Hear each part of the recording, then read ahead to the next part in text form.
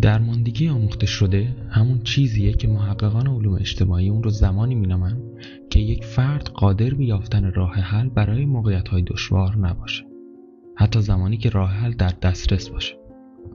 افرادی که با درماندگی آموخته شده دست و پنجه نرم میکنن تمایل زیادی به شکایت دارن و احساس غرق شدن و ناتوانی در ایجاد تغییرات مثبت در شرایط خودشون میکنن. در سال 1967 میلادی مارتین سلیگمن و شریکش استیون مایر در حال تحقیق در مورد رفتار حیوانات بودند که به طور تصادفی نظریه درماندگی آموخته شده رو کشف کردند.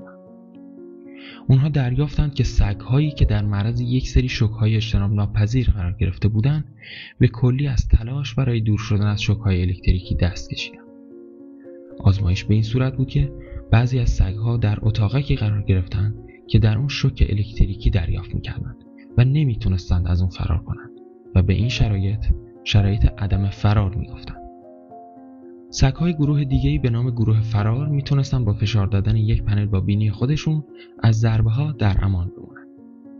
در مرحله دوم حیوانات در یک جعبه قرار گرفتن که با یک مانع در وسط تقسیم شده بود تا سگ‌ها بتونن برای فرار از شوک‌ها بپرن. در این مرحله متوجه شدن که فقط سگ‌هایی که در مرحله قبل فرار رو یاد گرفته بودند سعی کردن بپرن، اما سگ‌های دیگه این کار رو نکردن. زمانی که سگ‌های شرایط عدم فرار که قبلتر مجاز به فرار از شوک نبودند این فرصت رو پیدا کردند که با پریدن از روی یک پارتیشن از شوک‌ها فرار کنند، اکثر اونها حتی تلاش هم نکردند. به نظر می رسید که اونها فقط تسلیم شدند و منفعلانه هر شوکی رو که آزمایش کننده ها برای اعمال انتخاب می کردن می پذیرفتن.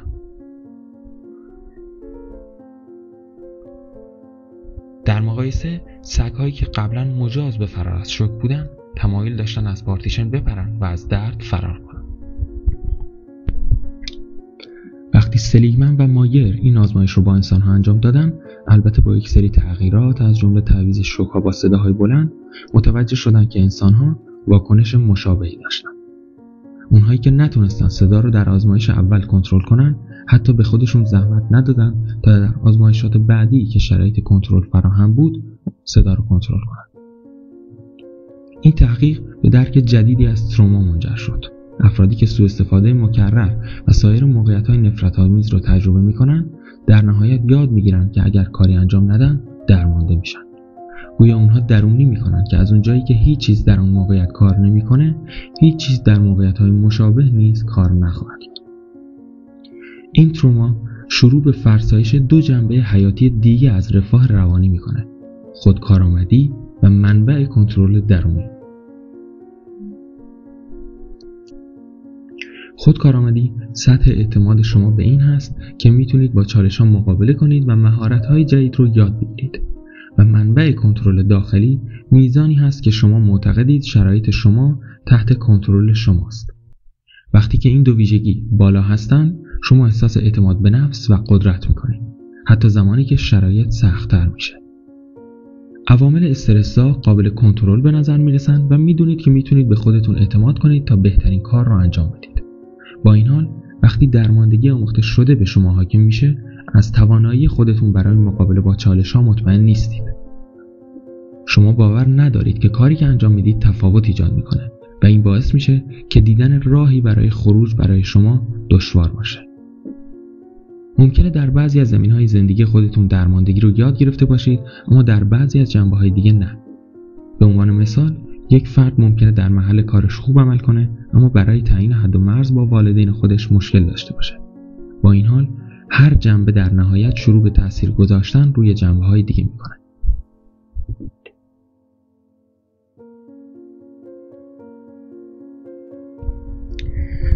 کنار اومدن با ناملایمات میتونه سخت باشه و همه احساس نمیکنن که همیشه در اوج بازی خودشون هستن. این رایج و طبیعیه. با این حال درماندگی آموخته شده عمیق‌تر از این. علائمی برای درماندگی آموخته شده وجود داره که اینجا چند تاشون رو بررسی می‌کنیم. اولیش عزت نفس پایین. با درماندگی آموخته شده افراد نسبت به خودشون احساس بدی دارن و در توانایی خودشون برای انجام حتی کوچکترین کارها تردید دارن. مورد بعدی ناامیدیه. از اونجایی که احساس میکنن همه چیز خارج از کنترلشونه، افرادی که با درماندگی آموخته شده سر و کار دارن تحمل ناامیدی بسیار پایینی دارن. هنگام کار بر روی پروژه‌ها یا برخورد با افراد به راحتی غرق میشن یا دچار سردرگمی میشن. سومین مورد انفعال است. داشتن این نگرش که چیزهای بد فقط برای من اتفاق میافتن تمام تمایل به تلاش برای تغییر اوضاع را از بین میبره. افراد با این دیدگاه تلاش زیادی برای اجتناب از مشکلات یا بهبود شانس موفقیت خودشون انجام نمیدن. مورد چهارم یا کمبود تلاش. درماندگی آموخته شده میتونه به تعویق و اجتناب از تصمیم گیری منجر بشه. مردم اغلب سعی نمیکنن پروژه‌ها یا وظایفی رو به پایان برسونن با این فرض که اگه تلاش کنن هیچ اتفاقی نمیافته یا هیچ چیز خوبی پیش نمیاد. مورد پنجم تسلیم شدن هست. حتی زمانی که افراد مبتلا به درماندگی آموخته شده شروع به کار روی چیز جدیدی میکنن، نسبتاً سریع تسلیم میشن. درماندگی آموخته شده باعث ایجاد مشکل در پیگیری میشه و میتونه حتی کوچکترین دستاندازهای جاده رو غیر قابل تحمل به نظر برسونه.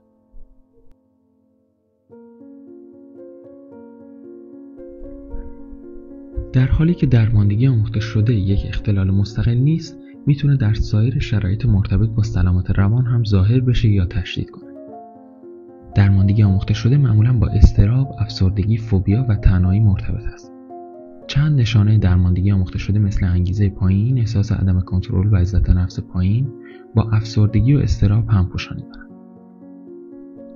سبک‌هایی که ما با اونها اون چیزی رو که برای ما یا دیگران اتفاق افتاده رو تفسیر می‌کنیم، نقش اساسی در اینکه چرا درماندگی آموخته شده به برخی افراد تأثیر میذاره و به برخی افراد دیگه تأثیر نمیذاره داره. یک سبک توضیحی بدبینانه میتونه توانایی آدم رو در پاسخگویی فعالانه به رویدادهای منفی کاهش بده. به عنوان مثال، اگر شخصی زمان آماده شدن برای یک امتحان مهم عصبی باشه، ممکنه یکی از دیدگاه‌های زیر رو انتخاب کنه. دیدگاهی که حالت مفید داره که میتونه با خودش بگه این آزمون سخته، بنابراین من یک برنامه مطالعاتی تهیه میکنم و از دیگران راهنمایی میخوام.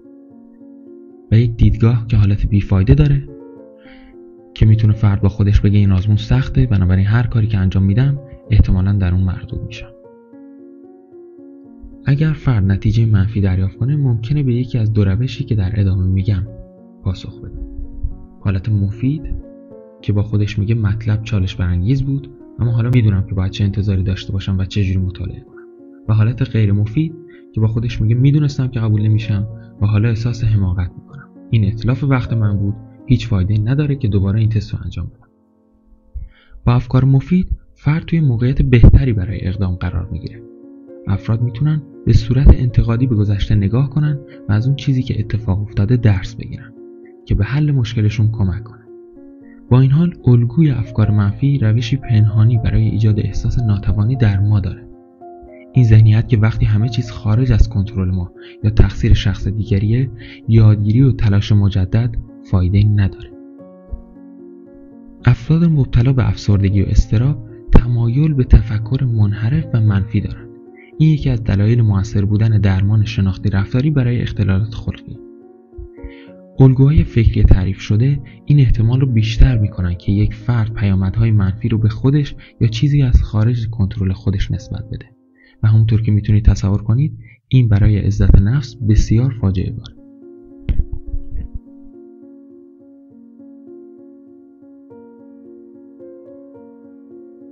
در برخی از موارد اوورپرنتینگ میتونه منجر به درماندگی آموخته شده در بزرگسالی بشه. اوورپرنتینگ یعنی دخالت بیش از حد والدین در زندگی فرزندانشون به طوری که اونها سعی میکنن هر چیزی که برای کودکشون اتفاق میفته رو کنترل کنن. فرزند پروری بیش از حد میتونه منجر به اضطراب و افسردگی در جوانها بشه. کودکانی که بیش از حد به والدین خودشون وابسته میشن ممکنه این ترس رو ایجاد کنن که بدون حمایت شکست میخورن. به همون اندازه که تماشای اون میتونه دردناک باشه، کودکان باید شکست‌های معمولی رو در دوران رشد پشت سر بگذارن که به آنها یاد میده که حل کنن، با ناامیدی کنار بیان و انعطاف پذیری ایجاد کنن. غفلت و ضربه در دوران کودکی هم یک عامل خطر برای درماندگی آموخته شده است. اریک اریکسون روانشناس اعتماد و بی‌اعتمادی رو به عنوان مرحله اساسی برای رشد سالم ترسیم کرد. کودکانی که از زمینه‌های بدرفتاری میان در معرض این هستن که جهان رو ذاتاً غیر قابل اعتماد درونی کنن. اگر احساس کنن که نمیتونن به اطرافیانشون برای مراقبت از آنها اعتماد کنن، ممکن است با این فکر بزرگ بشن که هر کاری که انجام میدن اتفاقات بدی براشون اتفاق میفته. در حالت ایدئال والدین میتونن حمایت کنن و مثل یک نهال که برای رشدش فقط نیاز به مراقبت و برطرف کردن نیازها داره و خودش با توجه به محیطی که فراهم هست مسیرش رو طی میکنه، از کودکان حمایت کنن. به خاطر اینکه کودکان یاد میگیرن که خودشون در جهان حرکت کنن. حتی اگر کودک ممکنه شکست‌هایی رو تجربه کنه، والدین میتونن استراتژی‌هاشون رو تقویت کنن. به کودک کمک کنن تا یاد بگیره و عزت نفس خودش رو حین رشد تقویت کنن.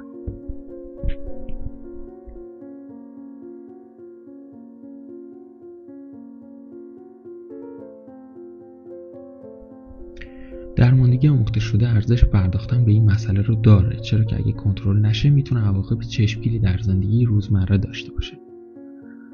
برخی از نتایج بالقوه درماندگی آموخته شده شامل عزت نفس پایین، وابستگی در بزرگسالان، اختلالات سلامت روان مثل افسردگی، اضطراب و اختلال استرس پس از سانحه یا PTSD، مشکل در مدیریت و تغییر رفتارها از جمله اعتیاد و سوء مصرف مواد، ناتوانی در دستیابی به نتایج مطلوب مثل تغییر شغل یا ترک یک رابطه، مشکل در پیگیری یا چیزهایی مثل نارضایتی از زندگی و ناامیدی هستند.